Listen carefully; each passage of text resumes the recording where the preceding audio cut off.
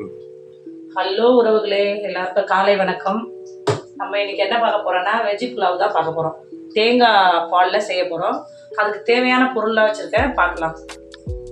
தேங்காய் பால், மசாலா, பிரியாணி மசாலா கொஞ்சம், இஞ்சி பூண்டு பேஸ்ட்டு, லெமன் சாறு, பட்டை, லவங்க, கிராம்பு, சோம்பு, பிரியாணி இலை, அரிசி 2 டம்ளரு, புதினா, கொத்தமல்லி, வெங்காயம், தக்காளி கம்மியாக தான் ஆட் பண்ணணும். ஏன்னா தேங்காய் பாலுக்கு நிறைய போடக்கூடாது. எண்ணெயும் நிறைய போட வேண்டாம், ஏன்னா தேங்காய் பாலே எண்ணெயாக தான் மாறும். கோகனட் ஆயிலாக மாறிடாது. அவ்வளோதான். அப்படியே என்ன பண்ணுறோம், பட்டை, லவங்க, சோம்பு, கிராம்பு, பிரியாணி இலை, இதுதான் நம்ம அப்படியே போடணும்.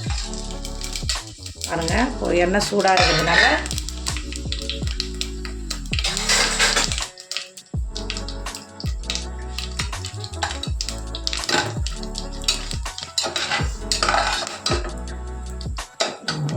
ஆனியன் போட போகிறோம்.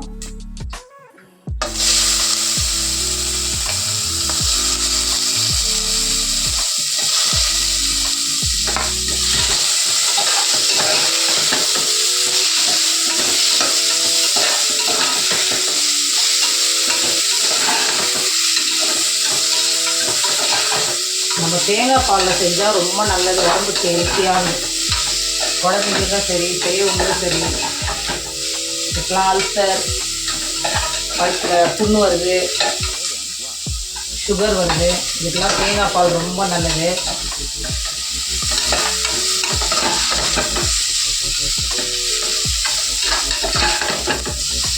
தேங்காய் பால் ஒரு மருத்துவ குணம் உள்ளது.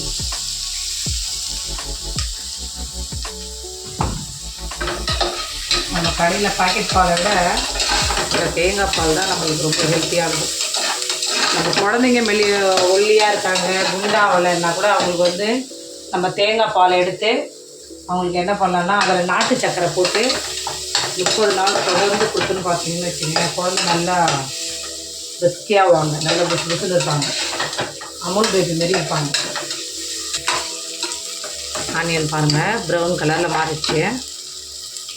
சரிங்களா, நிறைய பேர் சொல்லியிருக்காங்க நீங்கள் மசாலா உடனே போடுறீங்க, வெங்காய தக்காளிலாம் கொஞ்சம் ட்ரை ஆகலைங்க. ஸோ அந்த கடலைக்கறி குழம்பு மசாலா அரைச்சதுனால டக்குன்னு போட்டேன் நானே. இதில் பாருங்கள் ப்ரௌனாக இருக்கா. என்ன பண்ண போகிறோம், இதில் தக்காளி ஆட் பண்ண போகிறோம். தக்காளி கம்மியாக தான் போடணும்.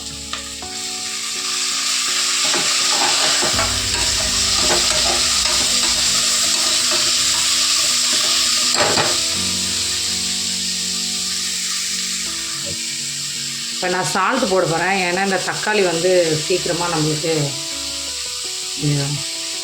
வெந்துட்டு இருக்கும், வேக வைக்கிறதுக்காக போடுறேன்.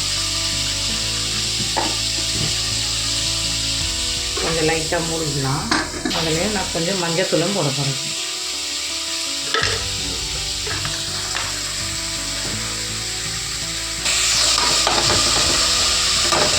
பாருங்கள், இந்த சால்ட்டும் மஞ்சத்தூளும் போடுறோம் இல்லையா, நம்ம எவ்வளோ சீக்கிரமாக குழஞ்சி போயிடணும்.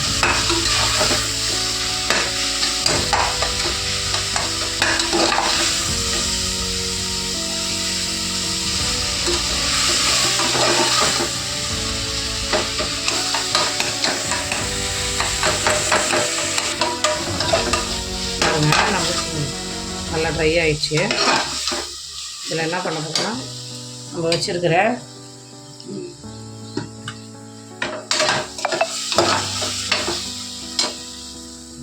இதில் என்ன பண்ண போகிறோம், இஞ்சி பூண்டு பேஸ்ட்டு தான் நம்ம போட போகிறோம்.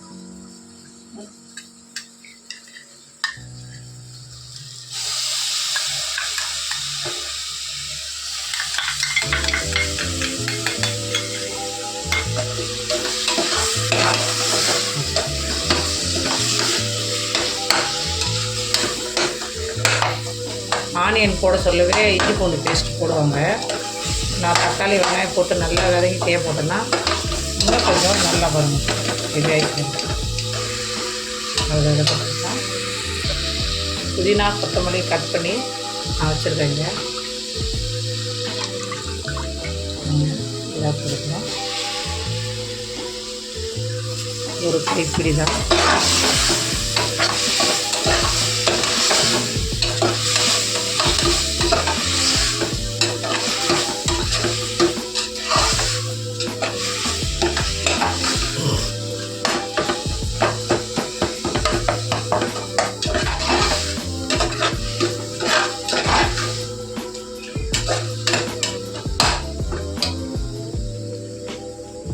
இதில் லைட்டாக என்ன பண்ணுவோம், பிரியாணி மசாலா தான் போடணும். கொஞ்சம் போடலாம், போடாமலே விட்டு புலாவ் செய்யலாம், அதுவும் நல்லா தான் இருக்கும்.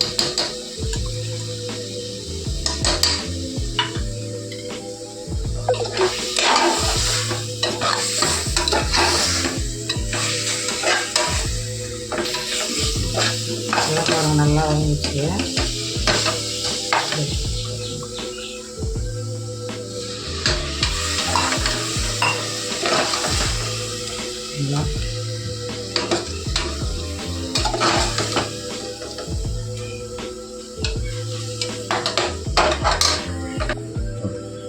நான் இந்த டம்ளரில் 2 டம்ளர் அரிசி எடுத்துருக்கேன்.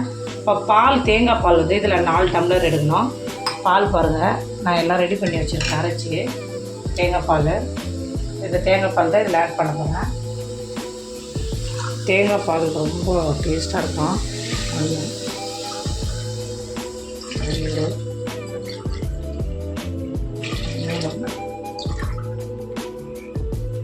4 ஸோ 4 டம்ளர் ஊற்றிட்டேன்.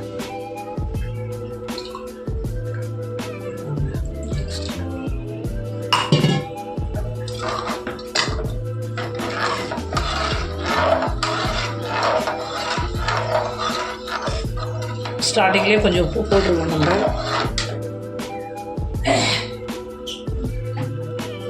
தக்காளி போட சொல்லியே கொஞ்சம் நம்ம சால்ட்டு போட்டிருக்கோம். இப்போ கம்மியாக போட்டுக்குவோம். தேவைப்பட்ட அரிசி போட்டு நம்ம போட்டுக்குவோம்.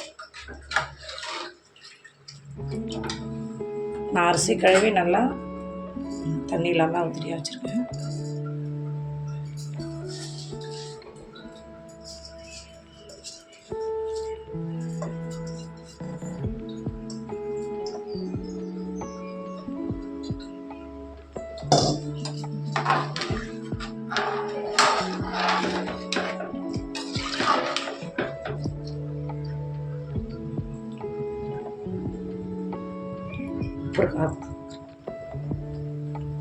உப்பு கம்மியாக தான் இருக்குது.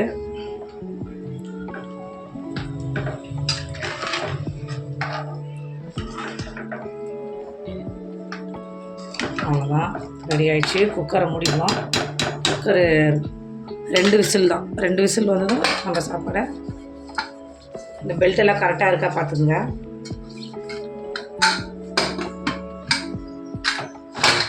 அவ்வளோதான்.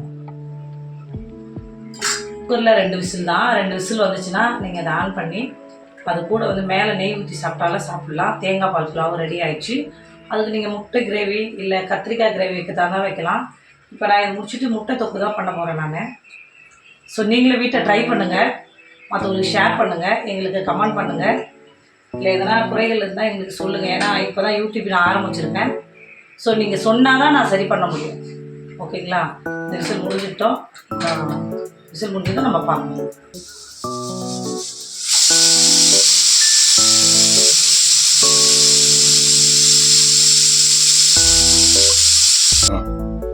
ரெண்டு விசில் வச்சோம், வந்துச்சு.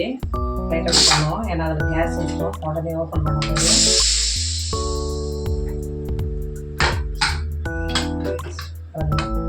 திறக்க சொல்லி நல்ல வாசனையாக இருக்குது, சாப்பிடணும்னு தோணுது. இந்த தேங்காய் பால் ஊற்றணும் இல்லையா, அதுதான் அந்த மேலே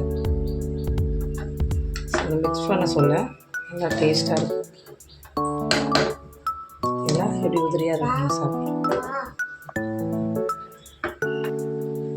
சாப்பாடு பாருங்கள் எப்படி வந்திருக்கு. நல்லா வந்திருக்கு, நல்லா டேஸ்ட்டாக இருக்கும். வீட்டில் சமைக்க சொல்ல மாட்டோம். என்ன தான் சண்டை வந்தாலும் நம்ம வந்து கணவருக்கு நம்ம ஃபேமிலிக்கு நம்ம தான் சமைக்கணும். கிச்சனை மட்டும் விட்டு கொடுக்கக்கூடாது யாருக்கும். எல்லாம் நினைப்பாங்க நானே சமைச்சு நானே சாப்பிடணுமா. நான் கூட அந்த கேள்வி கேட்டிருக்கேன். ஆனால் நம்ம சமைச்சு நம்ம கணவருக்கு போட்டால் தான் அந்த ருசியும் நல்லாயிருக்கும், நம்ம அன்பும் நல்லாயிருக்கும். ஸோ அந்த ருசி வேறு கைப்பக்குவத்துக்கு போயிடுச்சுன்னா வாழ்க்கை நல்லா இருக்காது. கிச்சனில் தான் மெயின் தான்.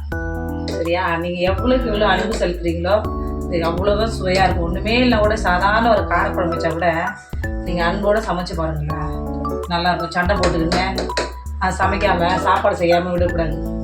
சார் நம்ம கோவப்படுறதுனால என்ன ஆக போகுது? எங்கள் ஊழியக்கார ஐயா சொல்லுவார், நீங்கள் கோவப்படுறதுனால என்ன ஆக போகுது? சரீரத்தில் ஒரு மழை கூட்ட போகிறதில்ல, குறைய போகிறதில்ல. ஸோ அந்த வார்த்தை தான் நான் அடிக்கடிக்கு யோசிப்பேன். அதனால் இப்போ நான் தெரிஞ்சுட்டேன். ஏன்னா அடிக்கடிக்கு நான் தான் கோவப்படுவேன். இப்போ என்ன தான் சண்டை போட்டாலும் சமைக்கிறத மட்டும் நான் நிப்பாட்ட மாட்டேன், சமைப்பேன். அதனால தான் கொஞ்சம் அன்போடு சமைங்க, கொஞ்சம் லவ்வோடு சமைங்க.